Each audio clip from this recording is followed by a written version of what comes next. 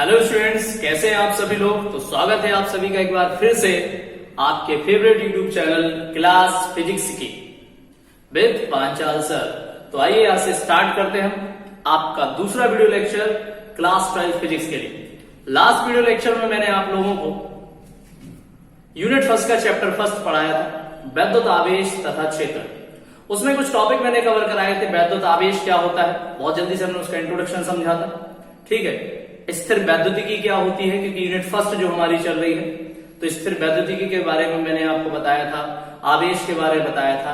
अब उसके आगे हम लोग बात करेंगे स्थिर वैद्युतिकी के आधार पर पदार्थों के प्रकार। भौतिक विज्ञान में स्थिर वैद्युतिकी के आधार पर अगर हम पदार्थों के प्रकार की बात करें तो कितने होते हैं सर? केवल दो होते हैं बेटा। कितने होते हैं? दो। एक तो चालक पदार्थ, दूसरे विद्युत रोधी। कौन से? विद्युत रोधी। इन्हें अचालक पदार्थ भी कह सकते हैं। हम क्या कह सकते हैं? अचालक पदार्थ भी कह सकते हैं। सर चालक पदार्थ क्या होते हैं, समझाइए। समझाते हैं, बहुत आसान। क्या होते हैं चालक भैया? चालक पदार्थ बेटा वो होते हैं जिनमें आवेश प्रवाह आसानी से हो जाता है। आवेश या आवेशों का प्रवाह हो सके। हम ऐसे पदार्थों को चालक पदार्थ कहेंगे बेटा। कैसे पदार्थों को? ऐसे पदार्थों को हम चालक पदार्थ कहेंगे जिनमें आवेशों का प्रवाह आसानी से हो। जिनमें आवेशों का प्रवाह आसानी से होगा उन्हें क्या कहेंगे? चालक। ठीक। जैसे सर उदाहरण दीजिए, उदाहरण दीजिए। ओके, उदाहरण समझ लो बेटा। उदाहरण कौन से टर्म है? जैसे तुम माने मतलब मनुष्य, जो मानव होता है, मनुष्य होता है, वो क्या है? चालक है। हम और आप चालक पदार्थ है। हमारा शरीर क्या होता है? चालक होता है। ठीक है। जैसे धातु है, हाँ सर धातु है, कॉपर, जैसे तांबा हो गया, लोहा हो गया, एल्यूमिनियम हो गया। हाँ सर, क्योंकि इसी के तो तार बनाए जाते हैं। तार काय के बनते हैं? आपके घरों में तार लगा हो तो कॉपर का होगा, तांबे का, एल्यूमिनियम का होगा। ये सब क्या है? धातुएं। क्योंकि धातुएं क्या होती है? चालक होती है। ठीक है। जैसे जल भी क्या है? एक चालक पदार्थ है। ठीक है। ये चालक पदार्थों के उदाहरण। ठीक है। तो सर आप वैद्युत रोधी समझा दीजिए। भाई समझा रहे हैं कि करके, भाई क्यों हम परेशान हो रहे हैं आप लोग? वैद्युत रोधी क्या है? ऐसे पदार्थ जिनमें आवेशों का प्रवाह नहीं होता। बिल्कुल सेम। आवेशों का प्रवाह हो सके तो चालक है, और ना हो सके तो वैद्युत रोधी या अचालक। क्या है? आवेशों का प्रवाह ना हो सके। ऐसे पदार्थ जिनमें आवेशों का प्रवाह ना हो सके उन्हें क्या कहते हैं बेटा? वैद्युत रोधी पदार्थ कहते हैं। क्या कहते हैं? वैद्युत रोधी पदार्थ। जैसे बहुत आसान एक उदाहरण, जैसे लकड़ी। क्या? लकड़ी, प्लास्टिक, कागज, रबर, ये सब क्या है बेटा? ये सारे के सारे हमारे कैसे पदार्थ हैं? वैद्युत रोधी पदार्थ। क्योंकि इनमें आवेशों का प्रवाह नहीं होता। क्लियर है? आई होप आपको क्लियर हो गया होगा। बहुत आसान था। तो आगे बढ़ते हैं, चालक पदार्थों के बारे में थोड़ा सा और पढ़ते हैं। ठीक है। वैद्युत रोधी पदार्थों के बारे में और चालक पदार्थों के बारे में थोड़ा डिटेल में जाते हैं। चालक पदार्थों को स्टार्ट करते हैं। इनको आप लोग नोट कर लीजिएगा। ठीक है। सिंपल एंड शॉर्ट मैंने समझाया, फटाफट नोट करते जाइएगा। अब हम बात करते हैं चालक पदार्थों के बारे में। ठीक है। चालक पदार्थों में दो प्रकार के आवेश पाए जाते हैं। कितने प्रकार के? दो प्रकार के। कितने प्रकार के भैया? दो प्रकार के। कौन कौन से सर बताइए? ठीक है, समझते हैं। चालक पदार्थ। जो चालक पदार्थ होते हैं बेटा उनमें दो प्रकार के आवेश होते हैं। कौन से सर बताइए? तो सुनिए ध्यान से, कान खोल लीजिए अपने। एक तो होता है मुक्त आवेश। अच्छा सर। दूसरा कौन सा होता है सर? फिर दूसरा होता है बद्ध आवेश। कैसा आवेश? बुद्धू आवेश। बुद्धू नहीं भैया, बद्ध आवेश। कैसा? बद्ध आवेश। अभी मतलब समझ में आएगा। बद्ध माने होता है बंधा हुआ, ऐसे समझ सकते हैं। ठीक है, या रुका हुआ। और मुक्त माने बिल्कुल घूमते हुए। ठीक है, फ्री। बिल्कुल मुक्त माने क्या होता है? फ्री। ठीक है, टोटली कोई टेंशन नहीं उसको। तो मुक्त आवेश और बद्ध आवेश क्या है समझते हैं आसानी से। बहुत सिंपल है। क्या है सर समझाइए। देखो बेटा, कोई भी चालक पदार्थ है, सपोज करो ये चालक पदार्थ हो गया। ठीक है, समझे, बहुत ध्यान लगा के समझे, बहुत आसान है। तो चालक पदार्थ है। हाँ सर मान लिया आपने बताया है चालक पदार्थ है, तो चालक पदार्थ है तो देखो क्या होगा। अब कोई भी चालक पदार्थ है तो उसमें परमाणु तो होंगे, क्योंकि हर एक पदार्थ परमाणुओं से मिलकर बना होता है। मैं थोड़ा दूर दूर इसलिए बना रहा हूं, उससे आपको समझ में आए। समझना ध्यान से, ठीक है। ऐसे ऐसे नहीं कि सर डायग्राम ऐसे हो सकता है, कहीं भी हो सकते हैं परमाणु, जरूरी नहीं। थोड़ा सा ऐसे दूर दूर इसलिए बना रहा हूं इससे आपको क्लियरली समझ आए। ओके, टेंशन नहीं लेना है। ओके, टेंशन सिर्फ देनी होती है, लेनी नहीं होती। हम स्टूडेंट्स हैं, हम लोग टेंशन नहीं लेते हैं, हम लोग क्या करते हैं, टेंशन को देते हैं। ठीक है भैया, तो समझो ये क्या बना दिया सर, समझो भैया, बहुत बड़ी बात कुछ नहीं है, बस सिंपल सा लॉजिक है। आसानी से डायग्राम एक बार बन जाए फिर मैं बताता हूं। ये क्या सर आप लिखते जा रहे हैं, कुछ बता नहीं रहे हैं। बता रहा हूं भाई, थोड़ा डायग्राम क्लियर हो जाए। डायग्राम से क्या हमको बहुत जल्दी समझ में आता है,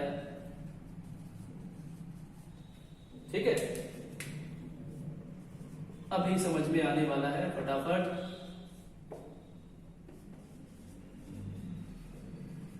देख हो गया, देखिए है क्या, कोई भी चालक पदार्थ है, कोई भी चालक पदार्थ XYZ, कोई भी चालक पदार्थ हमारे पास है। ओके, क्लियर, पहली लाइन। अब चालक पदार्थ में परमाणु होंगे, हाँ सर बिल्कुल होंगे, क्योंकि कोई भी वस्तु है सर उसमें परमाणु होते हैं। बहुत अच्छे बच्चों, देखिए तो चालक पदार्थ है और चालक पदार्थ में अगर परमाणु है तो मैंने आपको बताया था इलेक्ट्रॉन सिद्धांत याद करो। हाँ सर याद आया, आपने बताया था इलेक्ट्रॉन सिद्धांत में सर कि अगर परमाणु को बाहर से ऊर्जा मिल जाए तो वह इलेक्ट्रॉन को त्याग देता है या इलेक्ट्रॉन से बाहर निकल जाता है। हाँ सर, तो उसी को तो ध्यान लगाना है। हमने क्या पढ़ा था कि जो परमाणु होते हैं, परमाणु को अगर बाहर से ऊर्जा मिल जाए तो इलेक्ट्रॉन बंधुता कम होने के कारण परमाणु से इलेक्ट्रॉन क्या हो जाएगा, बाहर निकल जाएगा। तो परमाणु से जो इलेक्ट्रॉन बाहर निकल जाता है उसको हम क्या कहते हैं, मुक्त आवेश।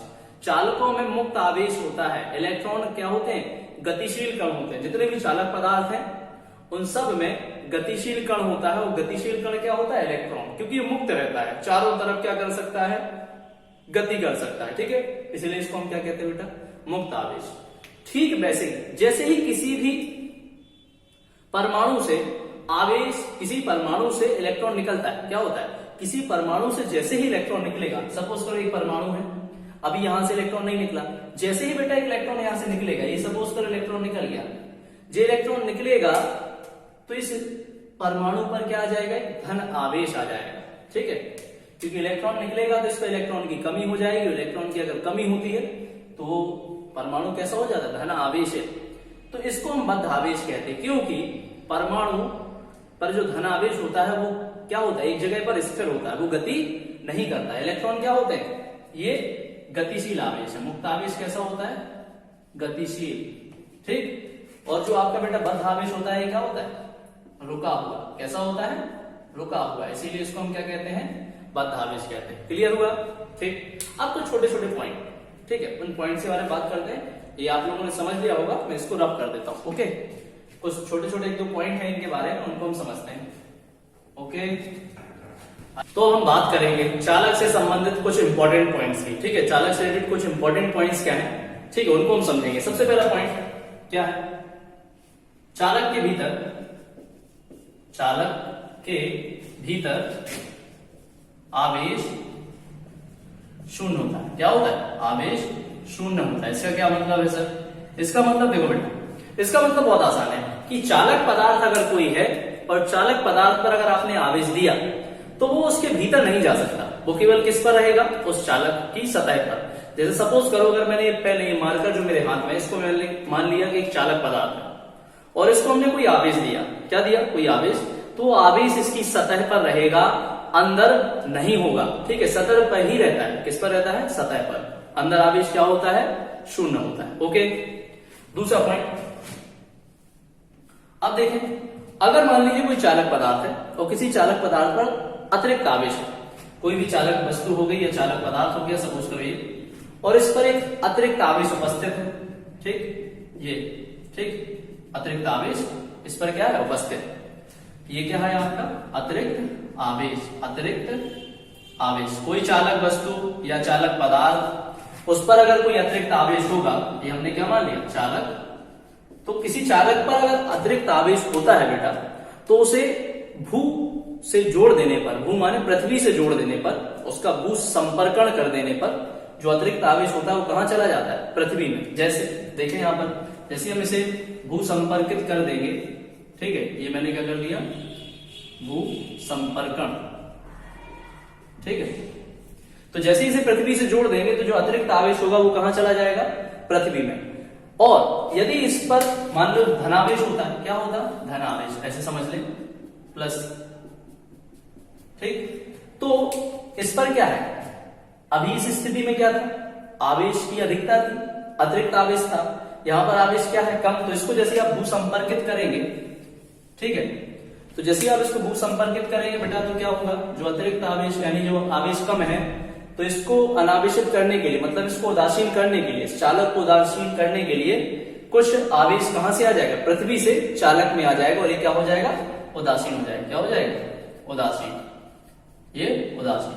आप देखें अगर वस्तु पर या चालक पर ऋण आवेश होता है तो उसको उदासीन करने के लिए अतिरिक्त आवेश पृथ्वी में चला जाता है, ठीक है। और यदि चालक पर कैसा आवेश हो, धन आवेश, तो उस चालक को उदासीन करने के लिए जो आवेश होता है वो पृथ्वी से चालक में आ जाता है और आपका चालक उदासीन हो जाता है। ओके, ये दोनों पॉइंट आपको क्लियर हुए, ठीक है। इसके बाद हम लोग आगे बढ़ते हैं। तो अब इसको हम लोग रफ कर देते हैं, इसके बाद आगे बढ़ते हैं। जैसे अभी मैंने आपको बताया चालक से संबंधित कुछ इंपॉर्टेंट पॉइंट, ऐसे ही विद्युत रोधी पदार्थ मैं आपको पहले बता चुका हूं। विद्युत रोधी पदार्थ क्या होता है बेटा, क्या होते हैं विद्युत रोधी पदार्थ? विद्युत रोधी पदार्थ वो होते हैं जिनमें आवेशों का स्थानांतरण एक स्थान से दूसरे स्थान नहीं होता, या जिनमें आवेशों का प्रवाह नहीं हो सकता, उन्हें हम क्या कहते हैं, उनको हम कहते हैं विद्युत रोधी पदार्थ। ओके, उनसे रिलेटेड दो पॉइंट क्या है। पहला पॉइंट क्या है सर? पहला पॉइंट ये है कि अगर आप विद्युत रोधी पदार्थ को आवेश दोगे तो वो चालक के भीतर बाहर कहीं भी रह सकता है, ठीक है। कि अगर आप किसी विद्युत रोधी को क्या दोगे, विद्युत रोधी पदार्थ को आवेश दोगे तो वो भीतर भी रह सकता है, बाहर भी रह सकता है, ठीक है, सतह पर भी हो सकता है। और एक खास और बात है, आप जिस सतह पर यानी जिस जगह पर आवेश दे देंगे वो आवेश वहीं पर स्थिर रहेगा। ओके, दूसरा पॉइंट क्या है आपका? दूसरा पॉइंट है बेटा कि विद्युत रोधी पदार्थों में केवल बद्ध आवेश होता है, मुक्त आवेश नहीं। कौन सा आवेश होता है? केवल बद्ध आवेश, केवल बद्ध आवेश होता है, बद्ध आवेश होता है। ये आपके क्या है, विद्युत रोधी पदार्थों से संबंधित दो इंपॉर्टेंट पॉइंट, ठीक है।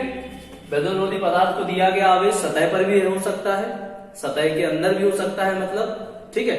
और दूसरा पॉइंट क्या है, जो आपके विद्युत रोधी पदार्थ होते हैं इनमें केवल बद्ध आवेश होता है, मुक्त आवेश नहीं होता, ठीक है, ध्यान रखेंगे।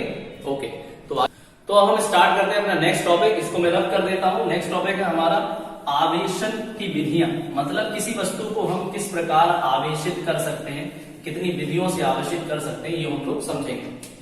आवेशन की विधियां, हेडिंग रहेगी मेन, जल्दी से फटाफट नोटबुक पर हेडिंग डाल दो, आवेशन की विधियां, ठीक है, जिससे आपके नोट्स भी प्रिपेयर होते रहेंगे, ठीक है। और इसमें सबसे पहली जो विधि है वो है प्रेरण द्वारा आवेशन। किसके द्वारा? प्रेरण द्वारा आवेशन। ओके, क्लियर है भैया? तो फटाफट नोट करते जाओ। ओके, ठीक है, प्रेरण द्वारा आवेशन। देखिए क्या है प्रेरण द्वारा आवेशन, कैसे होता है इसको हमको समझना है। उसको समझने के लिए सबसे पहले भैया स्थिर वैद्युत प्रेरण समझना होगा। क्या समझना होगा? स्थिर वैद्युत प्रेरण। स्थिर वैद्युत प्रेरण होता क्या है, तभी तो पता चलेगा कि हम प्रेरण द्वारा वस्तुओं को कैसे आवेशित कर सकते हैं। तो सर समझाइए ना, किसने रोका है? चलिए तो स्टार्ट करते हैं। देखो बच्चों, है क्या स्थिर वैद्युत प्रेरण हमें समझना है, बहुत आसान है, कोई बात नहीं। सपोज करो, एक चीज मैंने आपको बताई थी, याद करो लास्ट वीडियो लेक्चर में, जिन्होंने ना देखा हो सबसे पहले जाके पहला वीडियो लेक्चर देख लें, लिंक डिस्क्रिप्शन में दी गई है, ठीक है। क्या बताया था कि अगर कोई वस्तु उदासीन है तो उसका मतलब ये नहीं है कि उस पर आवेश नहीं है, उसका मतलब ये भी हो सकता है कि उस पर जो धन आवेश की मात्रा है और उस पर जो ऋण आवेश की मात्रा है वो क्या है, बराबर, ठीक है। उदासीन वस्तु का मतलब ये बिल्कुल भी नहीं होता कि उस पर कोई भी आवेश नहीं है, उस पर धन आवेश और ऋण आवेश की मात्रा अगर बराबर होगी तो वस्तु उदासीन हो सकती है। याद आ गया सर, आपने बताया, बहुत अच्छा, ठीक है। तो सपोज करो ये कोई वस्तु है, ठीक है, जो उदासीन है पहले से, ठीक, वैद्युत रूप से उदासीन है, ठीक। अब जैसे ही इसके पास हम कोई क्या करेंगे, कोई आवेशित वस्तु लेके आ रहे हैं, सपोज करो एक आवेशित वस्तु हो गई, ठीक है, जिस पर पहले से धन आवेश उपस्थित है, ठीक है, क्षण है जो कैसी है, धनावेशित, धनावेशित क्षण। कैसी क्षण है? धनावेशित क्षण है। Okay, clear? हमको स्थिर वैद्युत प्रेरण समझना है तो सब समझाइए। देखिए स्थिर वैद्युत प्रेरण क्या है बेटा, हमारे पास एक उदासीन वस्तु है, इसके पास जैसे हम एक धनावेशित क्षण लेके आते हैं तो उदासीन वस्तु में क्या होता है, उदासीन वस्तु में जो आवेश होता है, क्योंकि मैंने बताया था आवेश उपस्थित होता है, धनावेश और ऋणावेश की मात्रा क्या होती है, बराबर। तो वो जो आवेशित वस्तु जब आप इसके पास लेके आएंगे तो जो समान आवेश होगा वो समान आवेशों के मध्य क्या लगता है, प्रतिकर्षण बल, और विपरीत आवेशों के मध्य आकर्षण बल। तो धनावेशित छड़ है तो इसके अंदर जो धनावेश होगा वो इससे दूर चला जाएगा, तो ये हो गया इसका धनावेश, ठीक। लेकिन धनावेशित छड़ है तो ये विपरीत आवेश को क्या करेंगे, आकर्षित। तो इस वस्तु पर जो विपरीत आवेश होगा वो क्या आ जाएगा, इसके पास आ जाएगा। तो होगा क्या कि जैसे आप धनावेशित छड़ को किसी उदासीन वस्तु के पास लेकर जाते हैं तो जो समान आवेश होता है वो छड़ से दूर चला जाता है और जो विपरीत आवेश होता है वो छड़ के समीप आ जाता है। इस प्रकार आपका जो उदासीन वस्तु होती है उस पर क्या होता है, आवेश का वितरण होता है। अब देखिए जैसे ही हम क्या करेंगे, इस वस्तु को हम क्या कर देंगे, पृथ्वी से जोड़ देंगे। पृथ्वी से हमने क्या जोड़ दिया, पृथ्वी से इससे जोड़ दिया, ठीक है, इसको भू से संपर्क करा दिया, ठीक। जैसे हम इसको पृथ्वी से जोड़ेंगे मतलब इसका क्या करा दिया, भू संपर्कण, ठीक। इससे क्या होगा, जो अतिरिक्त आवेश होगा वो कहां चला जाता है, पृथ्वी में, या आवेश की कमी है तो पृथ्वी से आवेश आकर इसको क्या कर देता है, उदासीन कर देता है। तो देखिए यहां पर जो धनावेश है, जैसे हम इसको यहां पे जोड़ेंगे तो ये धनावेश होगा, इसको उदासीन करने के लिए कुछ आवेश पृथ्वी से क्या आ जाएगा, इस वस्तु में आ जाएगा।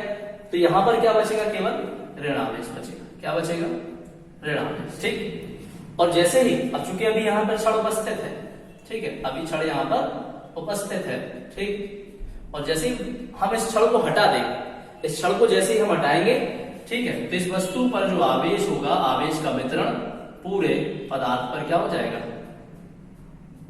पुनर्वितरण हो जाता है, ठीक है। एक बार ध्यान से समझ लो स्थिर वैद्युत प्रेरण क्या है।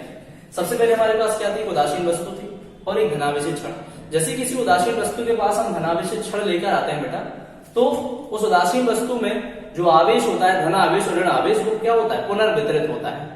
ऋण आवेश धनावेश छड़ के समीप आ जाता है और धन आवेश धनावेशित छड़ से दूर चला जाता है। क्यों, क्योंकि विपरीत आवेशों के मध्य आकर्षण बल लगता है और समान आवेशों के बीच क्या लगता है, प्रतिकर्षण बल। और यहां पर जो आकर्षण बल होता है वो क्या है, ज्यादा, इसी वजह से ये दूर चलेगा। अब है क्या, अगर हम इस उदासीन वस्तु को, यानी जो वस्तु थी जिस पर आवेश पुनर्वितरित हो गया, अगर उसे हम किससे जोड़ दें, भू संपर्कित कर दें या पृथ्वी से जोड़ देते हैं, तो जो अतिरिक्त धनावेश होता है वो पृथ्वी से कुछ आवेश आके उसको क्या कर देता है, उदासीन कर देता है, ठीक है। अभी यहां पर क्या है, धनावेशित छड़ उपस्थित है, लेकिन अगर हम छड़ को हटा दें, छड़ को अगर हम हटा दें तो जो आवेश है इस पर, ऋण आवेश जो इस वस्तु पर बचा हुआ है, वो ऋण आवेश पूरी वस्तु पर क्या होता है, पुनर्वितरित हो जाता है। ये प्रक्रिया कहलाती है स्थिर विद्युत प्रेरण। क्या कहलाती है, स्थिर वैद्युत प्रेरण। यहां पर ये जो आवेश है, ये कौन सा आवेश कहलाता है, इस आवेश को हम कहते हैं प्रेरण आवेश, सॉरी क्या कहते हैं इसको हम लोग, प्रेरक आवेश। क्या कहते हैं, प्रेरक आवेश। प्रेरक आवेश क्यों कहते हैं, क्योंकि इसी की वजह से वो आवेश इस पर क्या हुआ है, प्रेरित। और ये जो आवेश है इसको हम क्या कहते हैं, प्रेरित आवेश। क्या कहते हैं, प्रेरित आवेश, ठीक। प्रेरक आवेश क्या है, जिसके प्रभाव की वजह से किसी वस्तु पर जो आवेश उत्पन्न होता है उस आवेश को क्या कहते हैं, प्रेरक आवेश। और प्रेरक आवेश के कारण किसी वस्तु पर जो आवेश उत्पन्न होता है उसको क्या कहते हैं, प्रेरित आवेश। दोनों में फर्क है। प्रेरक आवेश क्या है, दोबारा समझ लीजिए, जिसकी वजह से वस्तु पर, उदासीन वस्तु पर आवेश उत्पन्न हुआ है उसको क्या कहते हैं, प्रेरक आवेश। और प्रेरक आवेश की वजह से किसी उदासीन वस्तु पर जो आवेश उत्पन्न होता है उसको हम क्या कहते हैं, प्रेरित आवेश। ठीक है, क्लियर। तो आगे बढ़ते हैं, प्रेरण द्वारा आवेशन को समझते हैं। एक दो एक्सपेरिमेंट के थ्रू हम इसको समझेंगे और क्लियर हो जाएगा। ठीक है, इसको रफ कर देते हैं हम लोग फटाफट। तो अब हम स्टार्ट करते हैं प्रेरण द्वारा आवेशन। स्थिर वैद्युत प्रेरण आप लोगों को समझ में आ गया होगा। तो प्रेरण द्वारा आवेशन को समझने के लिए दो उदाहरण मैं आपको देता हूं, उनसे आप समझ जाएंगे कि प्रेरण द्वारा किसी वस्तु को कैसे आवेशित किया जा सकता है। देखिए समझिए, सपोज करिए एक अनावेशित गोला है या उदासीन गोला है हमारे पास। ठीक है, ये पूर्ण रूप से क्या है, अनावेशित। अनावेशित मतलब उदासीन। ठीक है, बात एक ही है, अनावेशित गोला। ठीक, अब इसके समीप जैसे ही हम कोई आवेशित क्षण लेकर आएंगे, सपोज करो ये गोला हो गया, इसके समीप हम एक आवेशित क्षण लेकर आए, एक धनावेशित क्षण हो गई है। ठीक है, पूर्ण रूप से क्या है, धनावेशित। तो इसके कारण क्या होगा, इस अनावेशित गोले पर विपरीत आवेश क्या हो जाएंगे, इधर उधर बढ़ जाएंगे। ये धनावेशित क्षण है तो ऋणात्मक आवेश यहाँ पर आ जाएगा और जो धनावेश होगा वो कहाँ चला जाएगा, यहाँ आ जाएगा। ठीक है, अब मैंने आपको क्या बताया था, अगर इसे हम पृथ्वी से जोड़ दें तो जो अतिरिक्त धनावेश है वो क्या हो जाता है, पृथ्वी से कुछ आवेश आकर इस धनावेश को क्या कर देगा, उदासीन कर देगा। ठीक है, तो इस पर क्या बचेगा, केवल ऋणावेश। अब इसको हमें क्या कर देना है, भूसंपर्कित। तो जैसे ही इसे भूसंपर्कित करेंगे बेटा, धरती से जोड़ेंगे, क्या होगा, इसको हमने क्या कर दिया, भूसंपर्कण। क्या है, इस विधि को कहते हैं भूसंपर्कण। ठीक है, तो जो अतिरिक्त धनावेश है, पृथ्वी से कुछ आवेश आकर इसको क्या कर देगा, उदासीन कर देगा। ठीक है, तो इस पर क्या बचेगा, केवल ये ऋणावेश रह गया। ठीक है, अति यहां पर क्षण अभी उपस्थित है। ठीक, अब हम क्या करेंगे, क्षण को यदि हम हटा लें, यहां से क्षण को हम क्या कर लें, इसको क्षण को यहां से हटा दें। अगर क्षण को हटा दें तो इस पर अपने आप क्या हो जाएगा, आवेश चारों ओर क्या हो जाएगा, वितरित हो जाएगा। ये इस तरीके से आवेश का क्या हो जाता है, वितरण हो गया। ठीक है, तो ये प्रेरण द्वारा आवेश को हम इस प्रकार से उत्पन्न कर सकते हैं। सबसे पहले हमने क्या लिया, एक अनावेशित गोला लिया, उसके समीप जैसे हम कोई धनावेशित क्षण लेकर जाएंगे, तो जैसे ही कोई धनावेशित क्षण उसके समीप लेकर जाते हैं तो अनावेशित गोले पर धन और ऋण आवेश क्या होता है, अलग अलग वितरित हो जाता है।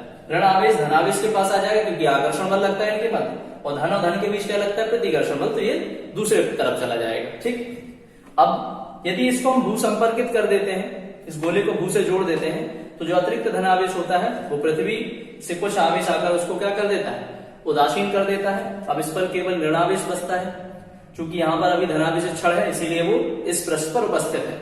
जैसे इस क्षण को हम हटा देते हैं तो ये ऋण आवेश होता है, इस पूरे पृष्ठ पर क्या होता है, एक समान रूप से वितरित हो जाता है। ठीक है, अब इसका मैं दूसरा उदाहरण आपको बताता हूं। ठीक है, दूसरे तरीके से हम कैसे कर सकते हैं। ठीक है, ये तो पहला वाला उदाहरण हो गया। दूसरा उदाहरण देखिए, तो आइए अब हम दूसरे उदाहरण को समझते हैं। दूसरा उदाहरण क्या है, देखिए यहाँ पर दो चालक गोले हैं। ठीक है, दो गोले हैं जो परस्पर क्या रखे हैं बेटा, संपर्क में रखे। ठीक है, ये परस्पर क्या है, संपर्क में रखे। ठीक, अब इन दोनों गोलों के पास अगर हम एक धनावेशित क्षण लेकर जाए, क्या लेकर जाए, एक धनावेशित क्षण हम इन दोनों गोलों के पास लेकर जाए। ठीक, ये धनावेशित क्षण जैसे हम इसके पास लेकर जाएंगे तो होगा क्या, स्थिर वैद्युत प्रेरण के कारण ये जो गोला ए है, ये गोला ए मान लिया और ये बी, तो गोले ए के बाएं पृष्ठ पर क्या आ जाएगा, ऋण आवेश। ठीक, और जो गोला बी है उसके दाएं पृष्ठ पर क्या आ जाएगा बेटा, धन आवेश। ऐसा क्यों होगा, ऐसा स्थिर विद्युत प्रेरण के कारण होता है। ठीक है, अब इन गोलों को अगर अलग अलग कर दिया जाए, इन गोलों को हमने क्या कर दिया, अलग अलग कर दिया। अलग अलग करेंगे तो आवेशों की स्थिति वैसी की वैसी ही रहेगी, क्योंकि अभी धनावेशित क्षण इनके क्या है, समीप उपस्थित है। तो आवेशों की स्थिति में कोई परिवर्तन नहीं होगा। यहाँ पर ऋण आवेश उपस्थित है और यहाँ पर क्या है, धन आवेश। लेकिन यदि इस क्षण को हम हटा दें, इस क्षण को हम क्या कर दें, हटा दें, आवेशित क्षण है ये। ठीक है, आवेशित क्षण। अब इस क्षण को अगर हम हटा देंगे तो क्या होगा, देखें समझते हैं। इस क्षण को जैसे ही हम लोग हटाएंगे, क्षण को हटा दिया, क्योंकि यहां बनी है डायग्राम, यहां की बात करते हैं। यहां पर अब आवेशित क्षण नहीं है, तो आवेश आकर्षण और प्रतिकर्षण बल के कारण क्या आ जाएंगे, जैसे क्षण को हटाएंगे तो ऋण आवेश क्या होगा, गोले ए के दाएं पृष्ठ पर पहुंच जाएगा और धन आवेश गोले बी के बाएं पृष्ठ पर आ जाएगा। ठीक है, अब यदि इन दोनों गोलों को थोड़ा और दूर दूर कर दिया जाए, ठीक है, थोड़ा और दूर रख दें, तो ये जो आवेश होगा ये क्या होगा, अगर इनको आप काफी दूर रख देंगे तो गोले ए पर आवेश का पुनर्वितरण होगा और गोले बी पर भी आवेश का क्या होगा, पुनर्वितरण।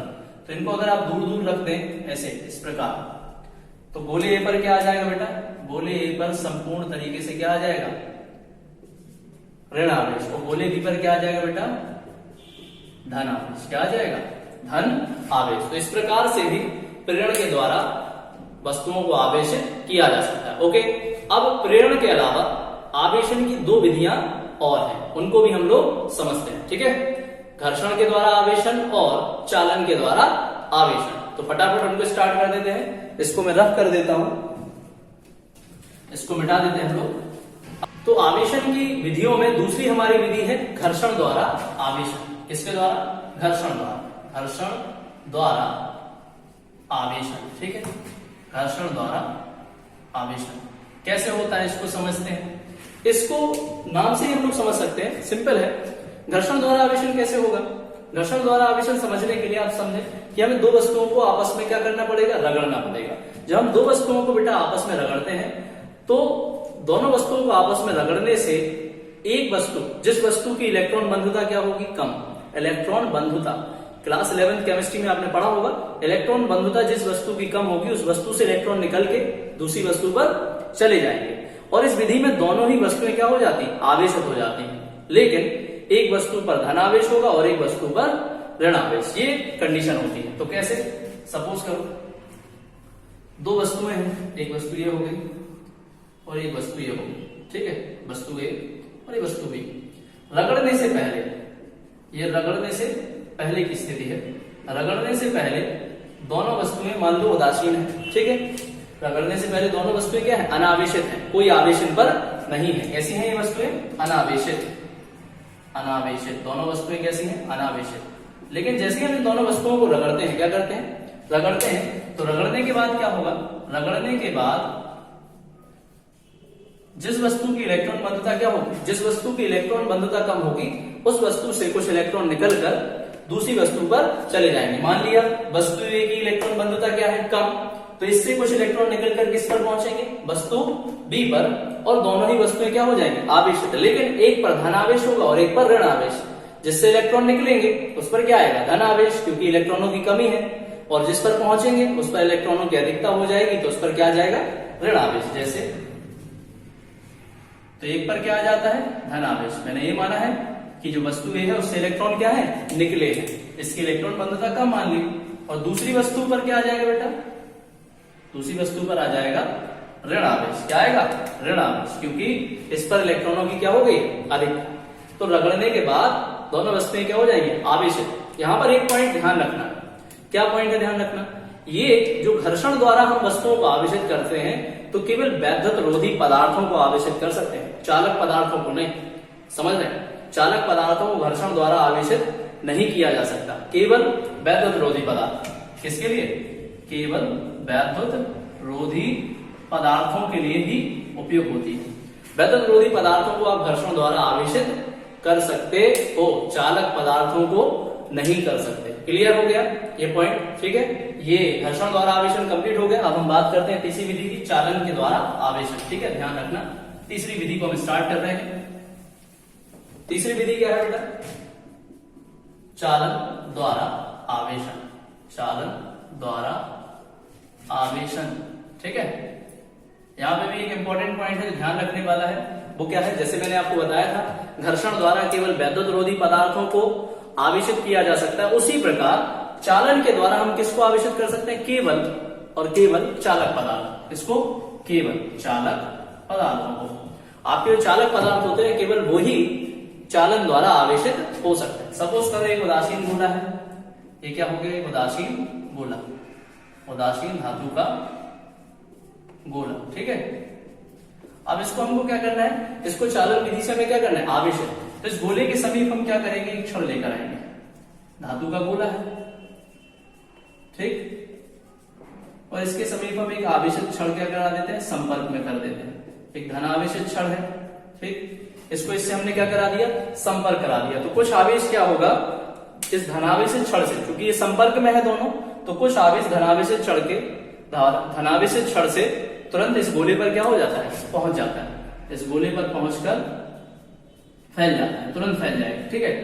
अब यदि आप क्षण को हटा भी दें, मान लीजिए हमने क्षण को हटा भी दिया, तो जो धनावेश होता है वो गोले के पृष्ठ पर बना रहता है, ठीक है। और इस प्रकार हम लोग चालन विधि द्वारा किसी भी चालक पदार्थ को क्या कर सकते हैं, आवेशित कर सकते हैं। यहाँ पर एक ध्यान देने वाली बात और है, ये केवल चालक पदार्थों के लिए उपयोगी है। दूसरा पॉइंट अभी हमने पढ़ा था, घर्षण विधि में क्या हुआ था, एक वस्तु पर आया था धनावेश और दूसरी वस्तु पर ऋण आवेश, वहां पर आवेशों की प्रकृति क्या थी, अलग अलग। लेकिन यहां पर क्या है कि जो आवेश आवेशित करने वाली वस्तु पर है वही आवेश आवेशित हुई वस्तु पर भी आ जाता है, मतलब समान रहती है, आवेश की प्रकृति क्या रहती है, समान। जब चालन विधि से हम चालक पदार्थों को आवेशित करते हैं तो उस पदार्थ पर आवेश की जो प्रकृति होती है वो बदलती नहीं। क्लियर? ये सारे पॉइंट आपको क्लियर हो गए होंगे। तो आज के वीडियो लेक्चर में इतना ही। इसके आगे आवेशों के गुण और कूलाम का नियम हम लोग अगली वीडियो लेक्चर में पढ़ेंगे और अच्छे से समझेंगे। आई होप यहां तक आपको बहुत अच्छे से समझ में आया होगा। ठीक है, तो वीडियो को ज्यादा से ज्यादा शेयर करें और जिन्होंने चैनल को अभी सब्सक्राइब नहीं किया है वो चैनल को पहले जाके सब्सक्राइब कर लें। ठीक है स्टूडेंट्स, तो आज के लिए इतना ही। इसके आगे के टॉपिक नेक्स्ट वीडियो लेक्चर में मिलेंगे और जो हमारा वीडियो लेक्चर नंबर होगा 3rd, ये लेक्चर 2nd था। और जिन लोगों ने वीडियो लेक्चर 1st नहीं देखा है वो सबसे पहले जाके उसको देख लें, लिंक डिस्क्रिप्शन में दी गई। और जिन लोगों को नोट्स की आवश्यकता है उनके नोट्स को भी मैं प्रोवाइड करा दूंगा, उसके लिए आप लोग मुझसे कॉन्टेक्ट कर सकते हैं मेरे मोबाइल नंबर पर। ओके, तो बाय बाय स्टूडेंट्स, आज के लिए इतना ही। घर पर रहें और सुरक्षित रहें।